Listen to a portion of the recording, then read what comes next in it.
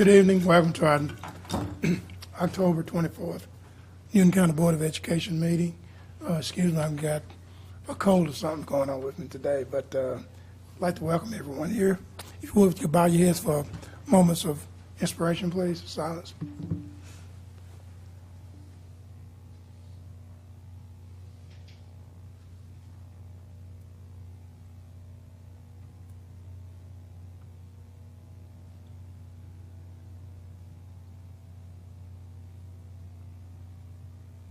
Thank you. Pledge allegiance, please. Pledge allegiance to the flag of the United States of America and to the republic for which it stands, one nation under God, indivisible, with liberty and justice for all.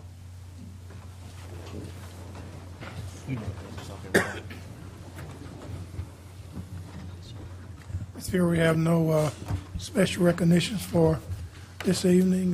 Not this evening, sir. And no public participation. No. I need a motion to approve the agenda, please. So moved. Motion by Ms. Baker. Do I have a second? Second. Second by Mr. Johnson. Any discussions? Having none, all in favor, aye. Aye. All opposed, same. Motion carries. Need a motion to approve the agenda. So moved. Second. The minutes, I'm sorry. The minutes. I have a motion by Ms. Baker. Do I have a second? Second. Second by Mr. Johnson. Any discussion? Having none, all in favor, aye. Aye. All opposed, say the same. Motion carries. Superintendent's report, operations. Yes, Mr. Chairman, members of the board. Operations report, just a few items to share with you. Under business and finance, item 4, the beginning fund balance for fiscal year 2018 is now up to date. Facilities. Several schools in the system have been awarded Energy Star certification. Energy Star is a voluntary U.S. Environmental Protection Agency program. Energy Star certified buildings save energy, save money, and help protect the environment by generating fewer greenhouse gas emissions than typical buildings. To be certified, a building must meet strict energy performance standards set by the EPA. Specifically, to be eligible for Energy Star certification, the building must earn an Energy Star score of 75 or higher. The schools that have received Energy Star certification include Live Oak Elementary, South Salem Elementary, West Newton Elementary, Livingston Elementary, Liberty Middle School, and Alcovey High School. Under pupil transportation, number 1, in September, our school buses traveled a total of about 250,000 miles, and the average cost for diesel fuel was $2.17. Under school nutrition, I just want to bring to your attention item number 4. School Nutrition Department received a Georgia Best Practice Award in the category of promoting a healthy school environment.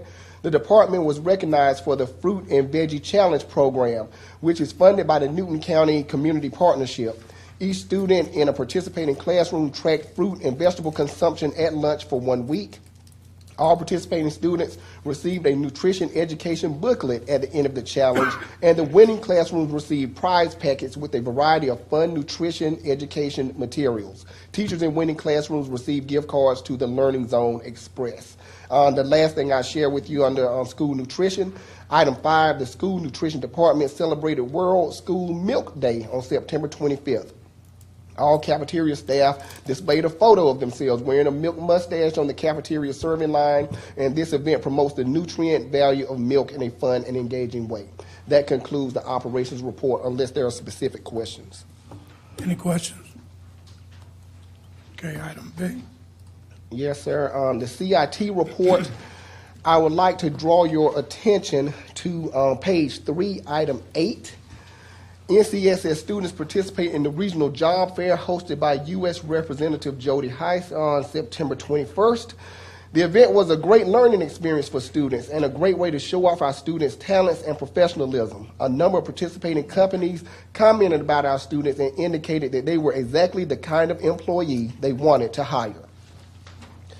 Page 4, item 12, students from Rise Academy spoke at the community agency stakeholders meeting. 3 students shared their success stories with the group.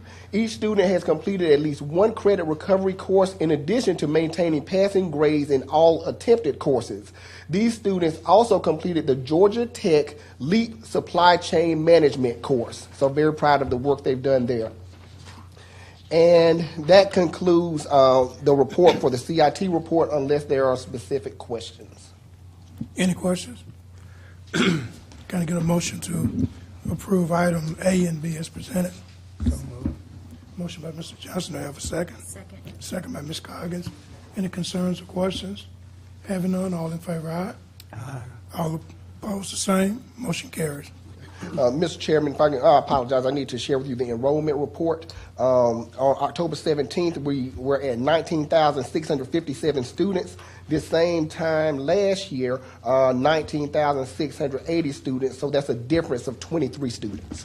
And that concludes the reports. Thank you, sir. We have no old business. We move to new business. Item A.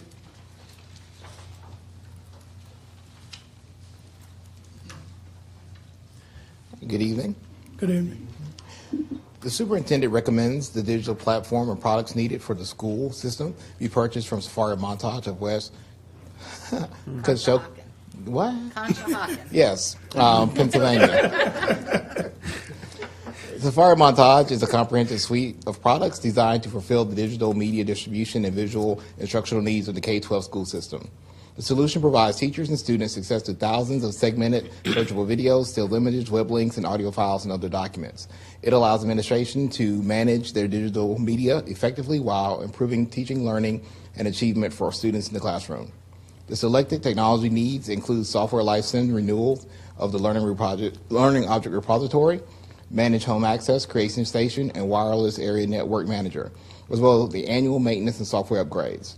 As Safari Montage contains the operating system for the ViewPath audio solution, it is considered a sole source purchase. The total cost is $29,961.15.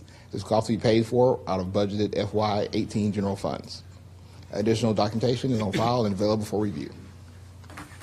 Thank you. Need a motion to approve item A, please. So moved. Motion by Ms. Coggins, second by Ms. Baker. Any discussions or concerns? Having none, all in favor, aye? Aye. All opposed, same. Motion carries. Item B.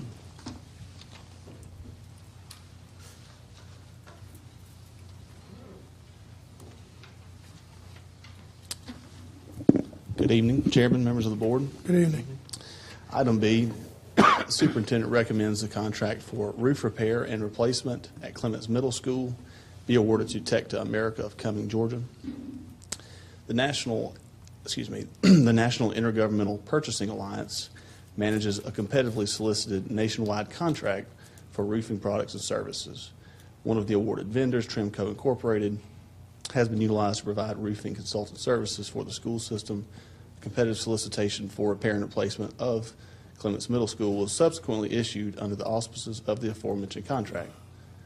It's a lot of big words. And 4 pre-qualified vendors participated in the solicitation process. Their bids are tabulated there for your review. Upon evaluation, it was determined to be in the best interest of the school system to award the contract to Tech to America. The total contract value is $1,178,650 to be paid for with a combination of budgeted FY18 general and capital funds. Okay, I need a motion to approve item B. So moved. Motion by Mr. Bailey. Do I have a second? Second. Second by Ms. Coggins. Any discussions or concerns? I have a question. Sure, go ahead. On the work, so I see that the shortest amount of time was 60 days, so this is going to be approximately 60 days. When will this work take place? So, Because kids will be at the school if we do it during the school year. So I'm just wondering about disruption. yes, ma'am. We've met with the administrators of the building and discussed it. We're going to put together a more detailed plan as the contract proceeds. The majority of the disruptive work will be done either weekends or they said they want to start around 4 a.m. and since it's a middle school, they don't start until about 9. So they would cut that work off around 8:30. And then safety precautions will be made for all the entrances that students might be entering or exiting during the construction. But the disruption will be limited to weekends and non-school hours. Any other discussion? Just have a question or Sure. comment. When IPA is the outfit that identifies and worked with the vendors who participated in the RFP, do we have any contractors in Newton County, according on your contract list, or are they on IPA contract list to do this kind of work? The bottom line of my question is, I think we should be utilizing more local contractors doing this type of work. And it's been a track record that we have not engaged our local contractors in the work that we have available. Do you have a list of contractors that you can use and they understand the bidding process? If not, why don't we have a program to go out and identify contractors that can do this work? So part of that might be better directed to procurement as far as developing a list of local contractors. One of the bids was from a company based in Conyers, and as you see, all 4 of them are in the Atlanta area. This work is pretty specialized. I mean, flat roofs is getting flat roofs to not constructed correctly and to not leak is it's not something that's every person can do. And so these vendors were pre-qualified. They were vetted to make sure they were qualified to do the work so we can get the best product. And that's the thrust of my question, to comment. If I need to ask somebody from procurement to come, that's who should be answering the question. Why don't we have contractors from Newton County that has been vetted so they can participate in the RFP of this process? That's a good question, sir, and I'll try to get an answer for that. But so I have a question with Mr. Johnson though. This is an open bid. By law, we have to do an open bid. So it would be up for those local people to bid upon it themselves. We can't reach out to them. That's correct? No, excuse me. Was it You're not I'm reaching asking a out. question. Well, I'm saying, and please let me interrupt, please. We're not going after or trying to hire the contractors. What we're doing is improving the qualifications, is what my thrust, so that they can participate. So that they will be. They will be. Okay. And see, just as the contractors from Conyers or whatever, he's vetted them. So he can go out and find contractors in Newton County and vet them and do what has to improve their ability to participate in this work. We don't do that. We rely on IPA to do that for us. I think we got to change the way we're doing business. Let me ask the question. In certain jobs that we're looking for, is there a list of the other contractors that have the ability to put their names on those lists to be registered with IPA? You can't, yes. Contractors can get registered with the purchasing cooperatives. Do they know that? No. I'm sure most of them do. I can't tell you that everybody knows. The only reason I'm asking that question, I kind of hard like, to say. if they know the procedures that we go about in soliciting contractors, then that may enable us to get some local people that qualify once they've been vetted to do some of these contracts. You understand what I'm saying? Yes, sir. So I think that's what Absolutely. Mr. Johnson is saying. So I guess, is it feasible to maybe put something on our website to ask local contractors to submit their names and what they do to us so we can look at them in certain jobs that they know to go to the website, and when we have certain jobs available that we're going to contract out, that they can, if they qualify for it, that we can. Yes, sir. And that is our goal, to be as transparent as possible with the procurement process. And to that end, we routinely talk with local vendors about how they can participate in that process. And I do not recall right off a local vendor, but in the roofing business that could do this work, but there could be. And so we would be happy to meet with them and talk with them and guide them through the process. I mean, that's what we are there for as a procurement department, to act as a liaison between industry and the school system. So we are more than happy to do that, Mr. Johnson. Now, I do know that there was a fence company that made some inquiries about doing some work, who was doing some of the billing with fences. And once they found out the details of the job, it was too large for them to handle. So they I don't have the manpower, and I'm not insured high enough to do that work. So they didn't do it. Yes, sir. One other comment. Can we, why won't we advertise this in the local media that we have work, and for any qualified vendor that's available, give them a contact number so that we can vet them? Right. And we have not done that, but we do advertise those on the internet. And in addition to that, we go out and recruit vendors at certain vendor fairs and that kind of thing to make sure that the school system, that they know they have opportunities to do business with the Newton County school system. Secondly, and thirdly, we put them on the Georgia State Procurement Registry, so they're advertised to a wide range of vendors who might be able to do the work for us. So there is a significant amount of effort made to recruit vendors, both locally and all vendors, to make sure that we're able to have competitiveness for each solicitation. Well, I would certainly appreciate when you submit these that we show some local vendors, but I'm just not, from my perspective, not pleased how we're getting the participation of our local contractors. I think we got a big gap, and we need to do some serious work to get it fixed from my perspective. Yes, sir, and I'll be happy to share some more information with you about that. Thank you, sir. Yes, sir. I have another question. On the average, how long are the bids open for? I believe the average goal is about anywhere from 2 weeks, 3 weeks, somewhere in that time frame. And it depends on, oftentimes, how comprehensive the bid is. For example, I know in food services they have a bid with 400 items. So that bid is on the open for a longer period of time just because of the complexity of it. So, Dr. Barr, when you guys go out and talk to local companies and stuff about the bidding process and about, how to bid and what we're looking for in terms of qualification, liability, insurance, and all of those things, then what are do they give you guys reasons why they don't bid? Sometimes the companies are too small, and as Mr. Turner pointed out, are not able to get those kinds of insurances that are required to do work for the school district. That's also A often bond an for obstacle. $1 million job is probably, Yeah, it's significant. yeah. Expensive. Right, yeah. One more thing, because this is my cup of tea.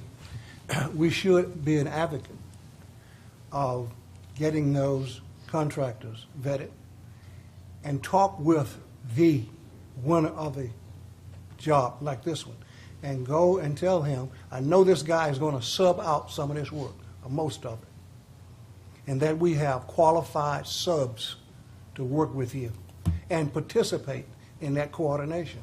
Right. And I don't recall the component about the subcontractor, but we'd be happy to look at the contract language and share that with you also. I don't recall right. I don't know if it's the language, Dr. Barr. It's something that we got to take the initiative on Right. and make it happen. Yes, sir. Thank you. Right. Any other questions? We have a motion and a second. All in favor, aye? Aye. All opposed, motion carries. Item C.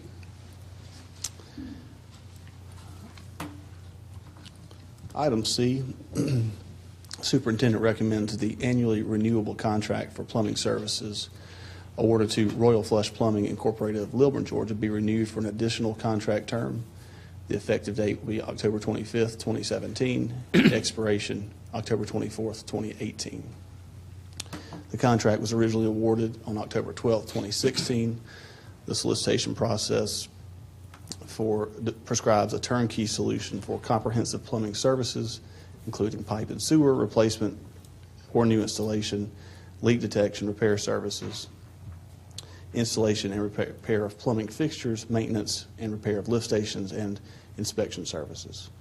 The RFP was chosen because this procurement method allows officials to identify the best value using weighted criteria and price rather than low price alone. The vendor has performed satisfactorily and has agreed to continue their service at the current terms and conditions of the contract. The estimated annual value of this contract is $160,000. This cost will be paid for with budgeted general funds. Thank you. Going to get a motion to approve item C. So moved. Second. Motion by Ms. Coggins, second by Ms. Baker. Any questions or concerns? Having none, all in favor, aye. Aye. All opposed, same. Motion carries. Item D. Superintendent recommends the playground equipment needed for selected schools be purchased from Game Time of Longwood, Florida, and Compan Incorporated of Pflugerville, Texas. Playground equipment needs were determined based on the availability of equipment and student enrollment at each of the 15 facilities in which elementary students are enrolled. Two vendors, Game Time and Compan, were utilized to conduct site visits, assess the needs of each location. The aforementioned companies then developed recommendations, including pricing for each school. These proposals were reviewed by the facilities department as well as individual school administrators before final selections were made. Pricing includes all site preparation, surfacing, borders, as well as equipment, including delivery, installation, and cleanup. The school system will utilize two purchasing contracts managed by U.S. Communities, a national purchasing cooperative, to procure the services and equipment. The total costs are Game Time, $287,894.37, and Compan Incorporated, $236,766.81, for a grand total of $524,661.18. This cost will be paid for with budgeted capital funds. Thank you. Can I get a motion to approve item D, please? So moved. Second. Motion by Mr. Bailey, second by Ms. Baker. Any questions or concerns? Having none, all in favor, aye. Aye. All opposed, same. Motion carries. Abstain. Item E. Thank you.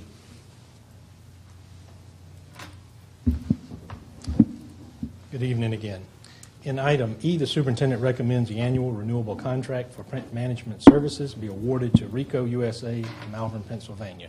The effective date will be October 30, 2017, with the expiration date being October 29, 2018.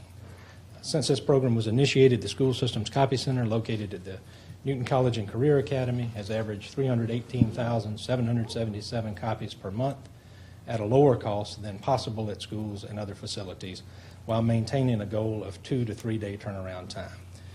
During this period, the school system has realized an aggregate savings of approximately $36,000. The estimated cost for the program is $180,000. The cost will be paid for with a combination of budgeted FY18 general funds and capital funds. That is item E. Thank you. Need a motion to approve item E, please. So moved. Motion by Ms. Coggins. Do I have a second? Second by Mr. Bailey. Any questions or concerns? Having none, all in favor, aye. Aye. All opposed, same. Motion carries. Item F. For item F, the superintendent recommends the annual renewable contract awarded to McPherson Companies Incorporated of Atlanta, Georgia, for the utilization of a fuel card system for the pupil transportation department be awarded for an additional contract term. The effective date of the renewal will be October 25, 2017. The expiration date will be October 24, 2018. In FY17, use of the fuel card saved approximately $22,482 in fuel cost and $31,478 in labor cost compared to requiring all buses to return and fuel at the service center. The school system will utilize a contract managed by the National Intergovernmental Purchasing Alliance, a national purchasing cooperative, to access the fuel card program. The estimated contract value is $600,000. This cost will be paid for with FY18 general funds. That is item F for your consideration. Can I get a motion to approve item F, please? So moved. Second. Motion by Mr. Bailey, second by Ms. Baker. Any questions or concerns? I just have two questions. That Sure. seems to, the bus drivers seem to like that, right? It works very well for us, yes, Okay. ma'am. And then how many gas stations across the county? I don't know the total number, but it's assigned based on parking locations, and I'm estimating, but I think there are 10 facilities or so, local gas stations that participate. Okay, thank you. Good. Any other questions? All in favor, aye? Aye. All opposed, same. Motion carries. Item G. Item G, the superintendent recommends the identified items be declared surplus and disposed of per board policy. That is item G. Could I get a motion to approve item G? So moved. Second. Motion by Ms. Baker, second by Ms. Coggins. Any questions or concerns? Having none, all in favor, aye? Aye. All opposed, same. Motion carries. Item H. Yes, Mr. Turner, this item is a recommendation for your legislative priorities for fiscal year 18. It is that time of year again that the legislature is beginning to gear up for session, and the items that you have before you address legislative priorities that advocate for public education, and they are laid out in broad categories. The first being advocate for public education by supporting the Georgia Vision Project as a vehicle to raise awareness, address issues, and enhance public education in the state of Georgia. Of course, maintaining local board authority and local control, ensuring that we stand behind the recommendation that the state of Georgia fully fund its schools and provide us with the dollars that we earn, recognizing that since 2003, due to austerity reductions, we experienced a $110 million loss due to austerity reductions.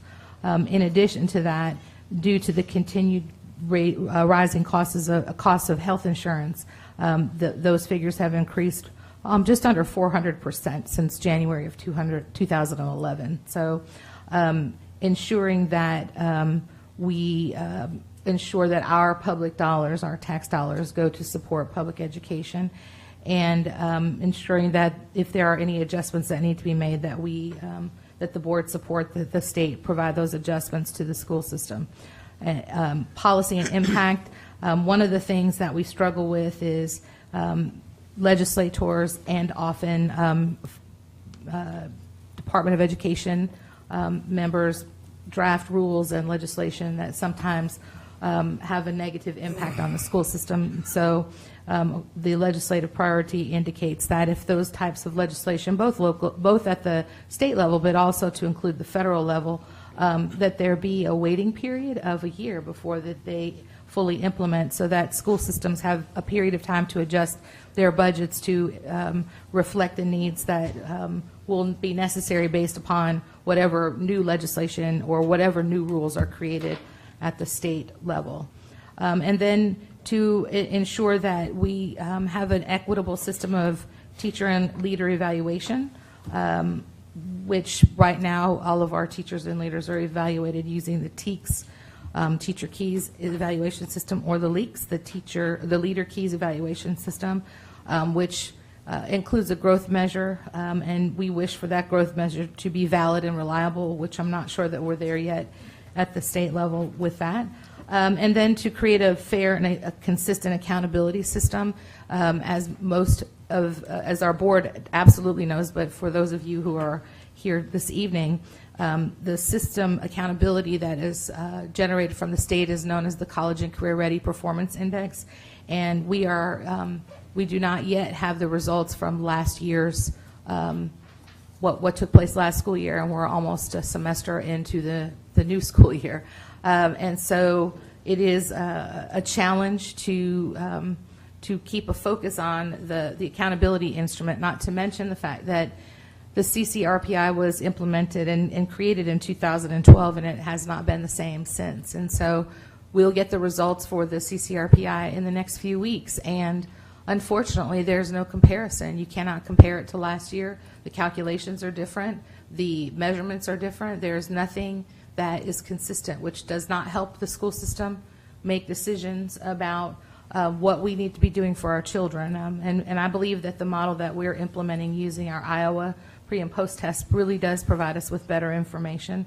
It's interesting to also point out with this particular item that it is almost one semester into the fiscal year 18, and the state has not finalized its 18 College and Career Ready Performance Index, which means that the teachers and leaders and school system will be held accountable for indicators within that instrument that they do not yet know they're being held accountable for. So it's a little bit backwards, and it is hard to hold a system or teachers or leaders accountable when they do not know for which they are being held accountable. So this last teaching and learning piece is really very important to our children and to our community in terms of gaining some stability from the Department of Education and the legislative body that makes these types of decisions. So these are proposed legislative priorities for the fiscal year 18 session. Thank you, Ms. Ferry. Can I get a motion to approve item H, please? So moved. Motion by Ms. Coggins. Do I have a second?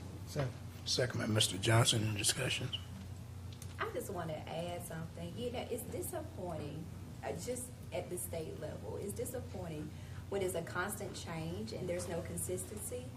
And so, and a lot of times, people, when you put numbers out there, they don't understand that there's no way, you can't do a comparison to them. And so, then you make the teachers feel a certain type of way, and it interferes with the morale. So, it's very disappointing that they can't get it right.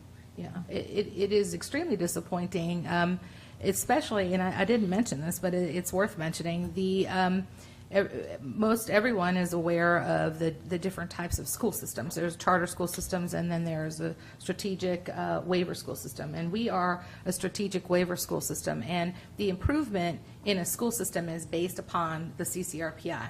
And how a school system is measured is the difference between the number that you post as a school or a system. So, for example, elementary schools, if you post an 80 score, the difference between 80 and 100, which would be 20, times 3%.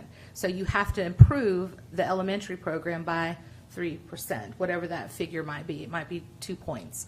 The challenge is that we built a goal based upon an instrument that no longer exists. It's not valid. So what's happening is we set goals with every single school. I personally, with Dr. Lockhart, sit down with every single leader and say, this is where you were this year, fiscal year 17. This was your CCRPI score.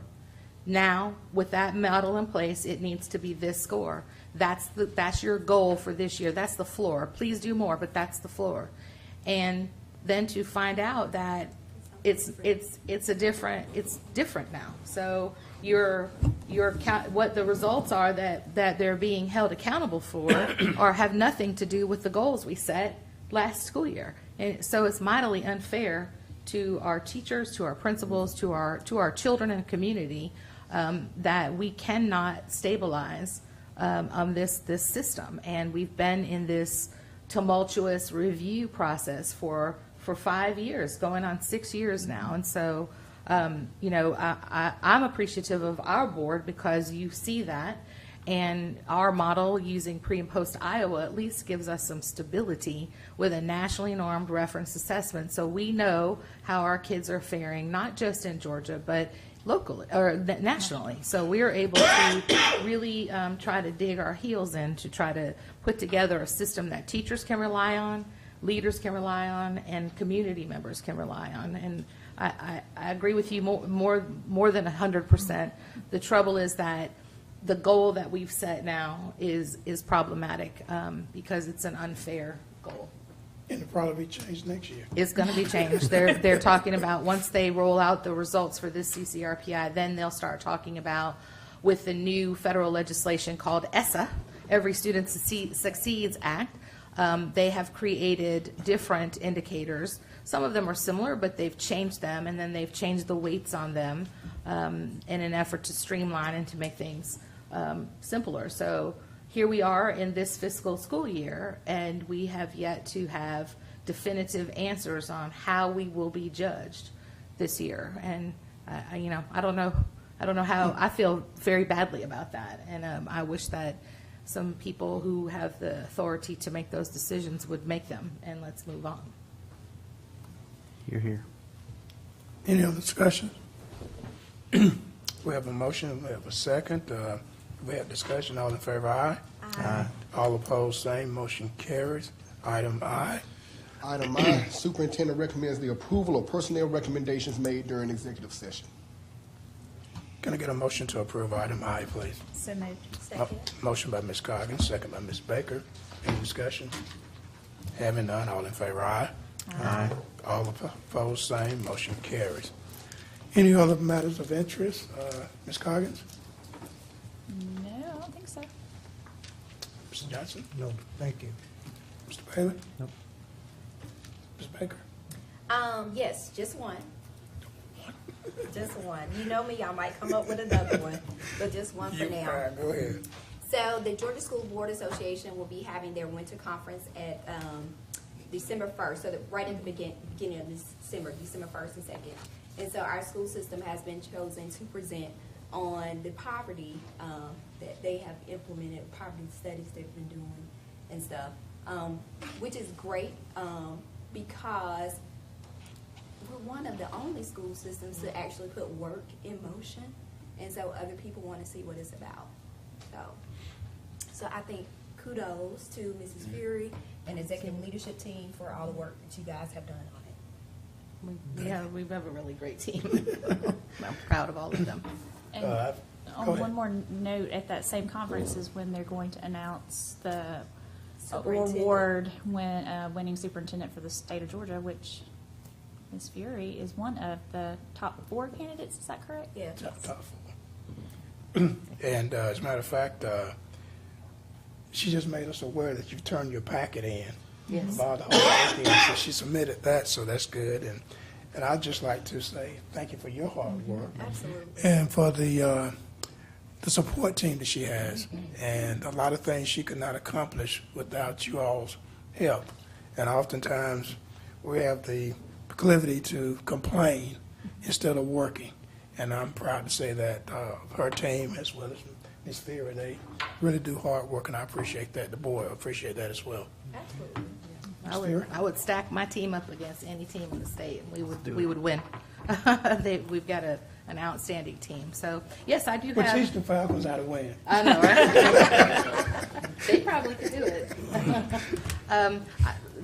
What I would like to mention is our Board of Education is required by state rule, state law, to achieve certain hours of professional learning and training.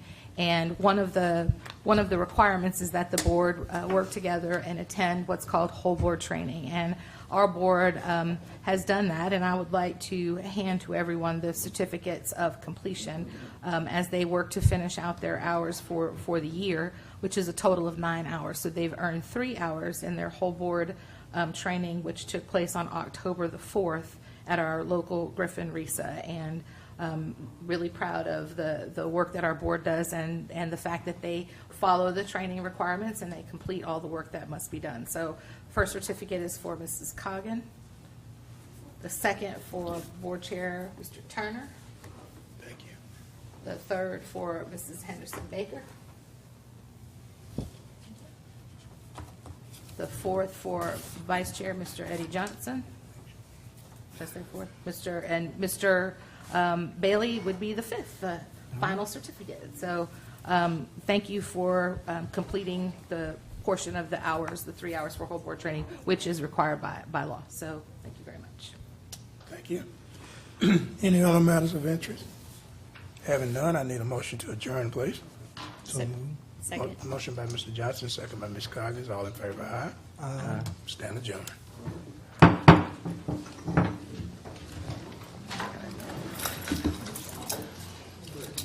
forget now, I'm going to be out.